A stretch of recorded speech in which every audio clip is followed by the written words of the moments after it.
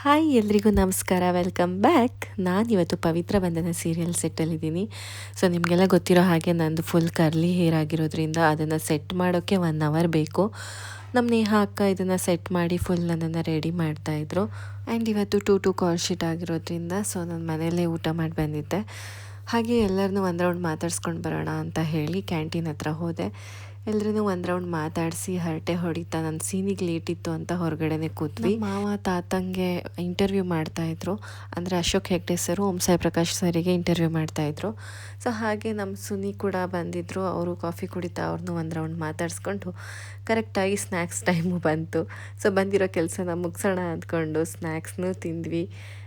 ನಮ್ಮ ಸೀನ್ ಕೂಡ ಲೇಟ್ ಇರೋದ್ರಿಂದ ಎಲ್ಲರೂ ಒಂದು ರೌಂಡ್ ಕೂತ್ಕೊಂಡು ಕಷ್ಟ ಸುಖ ಮಾತಾಡ್ತಾ ಇದ್ವಿ. ಸೊ ಹಾಗೆ ಮಾತಾಡಾದಮೇಲೆ ವಾಯು ವಿಹಾರ ಮಾಡಿಲ್ಲ ಅಂದರೆ ಹೇಗೆ ತಿಂದ ಮೇಲೆ ಅಂತ ಅಂದ್ಕೊಂಡು ಕೀರ್ತಿನ ಕರ್ಕೊಂಡು ಹೊರಗಡೆ ವಾಕಿಂಗ್ ಅಂತ ಬಂದೆ. ಸೊ ನಮ್ಮ ಸೆಟ್ ಹೊರಗಡೆ ಹೀಗಿದೆ ನೋಡಿ. ಇವ್ರದ್ದೇನಪ್ಪ ಇಷ್ಟು ಆರಾಮ್ ಅಂದ್ಕೋಬೇಡಿ, ನೀವು ಅಂದ್ಕೊಂಡಷ್ಟು ಈಸಿ ಏನಿಲ್ಲ ಶೂಟಿಂಗ್ ಅಂದರೆ.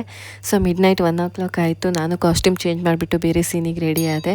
ಓಕೆ, ಸೀನಿಗೆ ಹೋಗ್ತೀನಿ. ಬಾಯ್.